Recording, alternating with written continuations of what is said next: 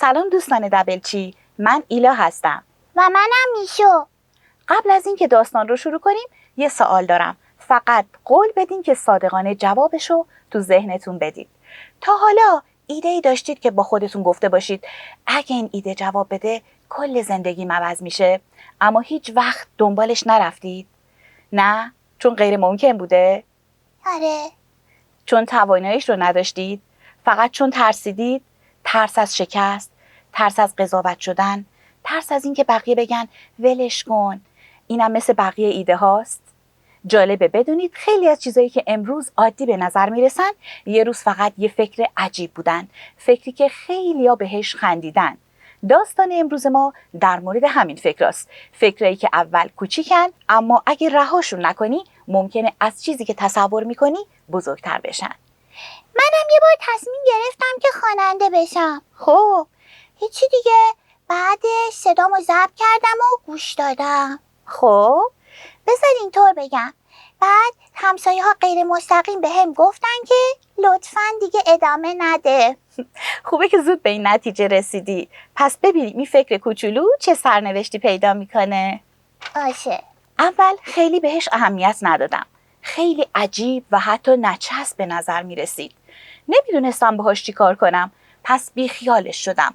طوری رفتار کردم که انگار مال من نیست. اما اون دنبالم اومد.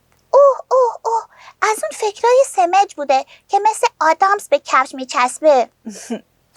دقیقاً. نگران بودم. مردم درباره فکر من چی میگفتن؟ اونو پیش خودم نگه داشتم. پنهانش کردم و دربارش هیچ حرفی نزدم. سعی کردم درست مثل زمانی رفتار کنم که هنوز هیچ فکری نداشتم. نداشتی؟ اما یک چیز سحرآمیز درباره فکرم وجود داشت. باید اعتراف کنم وقتی کنارم بود حس بهتری داشتم و خوشحالتر بودم. مثل من که کنار تو هم؟ دقیقاً عزیزم. فکرم غذا میخواست بازی کنه و واقعاً نیاز داشت من بهش توجه کنم. صبر کن. تا گفتی غذا من یه دفعه احساس کردم خیلی گشنمه. این غذا برای فکر نه برای شکم. باز اشتباه شنیدم. اون بزرگتر شد و ما با هم دوست شدیم. با اینکه از حرف مردم میترسیدم فکرم رو بهشون نشون دادم. کار خوبی کردی. اما خیلیا گفتن این فکر خوبی نیست.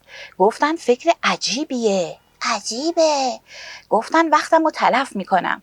گفتن هیچ وقت از این فکر چیزی در نمیاد. اینا همون تیم معروف نمیشانا، هر جا بری یه شعبه دارن. دقیقاً. اول حرف اونا رو باور کردم. حتی میخواستم به حرف مردم گوش کنم و فکرم رو رها کنم. اما بعد فهمیدم اونا واقعاً چی میدونستن. این فکر مال خودم بود. هیچ کس مثل من اونو نمیشناخت. تصمیم گرفتم ازش مراقبت کنم. با اون کار کردم. باهاش بازی کردم و بیشتر از همه بهش توجه کردم.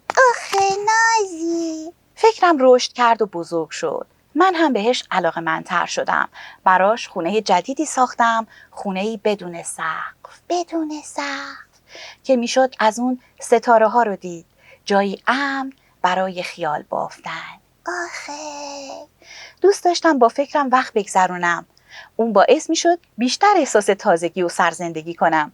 انگار هر کاری میخواستم انجام بدم میتونستم. اون منو تشویق میکرد به چیزای بزرگ فکر کنم و حتی بزرگتر. خیلی بزرگتر. خیلی بزرگتر.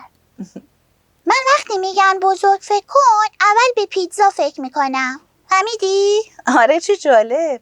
بعد به 2 تا پیتزا. بعد به 3 تا. فکر کنم منظور داستان یکم متفاوت بود عزیزم. خب من از همون زاویه‌ای که معدم میبینه بهش نگاه میکنم. خب اون رازاشو با من در میون گذاشت. به من نشون داد چطور دنیا رو از زاویه متفاوتی ببینم. دیگه حتی فکرش رو هم نمی کردم بدون فکرم بتونم زندگی کنم. آخش.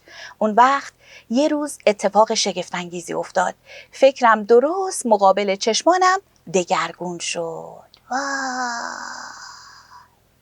اون بال در آورد. بال در آورد. پرواز کرد و همه ی آسمان را فرا گرفت. رفت تو آسمون. وای بالاخره وقت پروازش رسید. نمیدونم چطور اونو توصیف کنم. انگار فکرم دیگه فقط کنار من نبود. اون همه جا بود. دیگه تنها بخشی از من نبود. حالا بخشی از همه چیز شده بود. پس یه فکر کوچولو میتونه اینقدر بزرگ بشه؟ دقیقاً عزیزم. و بعد فهمیدم با فکرم چه کار کنم و من میتونم دنیا رو تغییر بدم. این داستان منو یاد شاگردام میندازه. زمانی که با هنرجوی رشته گرافیک کار میکردم بارها پیش اومده بود که دانش آموزانم یا دانشجویانم ایده های فوق‌العاده‌ای داشتن. ایده‌ای که وقتی میشنیدمش با خودم میگفتم این میتونه یه کار خاص بشه. اما بعضی از اون ایده ها هیچ وقت به نتیجه نرسیدن. چرا؟ نه چون ایده بدی بود، نه چون استعداد کافی وجود نداشت، فقط چون روی اون ایده کار نشد و بهش فرصت رشد داده نشد، خیلی زود کنار گذاشته شد. و فکر میکنم این دقیقاً همون چیزیه که این داستان میخواد بهمون یادآوری بکنه. چه جالب. بعضی وقتا موفقیت از داشتن بهترین ایده نمیاد، از ادامه دادن میاد، از صبر کردن میاد، از کار کردن روی همون ایده کوچیکی میاد که شاید هیچ کس اولش جدی نگرفته باشدش. فکرای بزرگ معمولاً بزرگ به دنیا نمیان، کم کم بزرگ میشن. یعنی هنوزم ممکنه من خواننده بشم؟ دقیقاً عزیزم. اگه تلاش کنی حتما موفق میشی. پس من فعلا امیدم رو از دست نمیدم.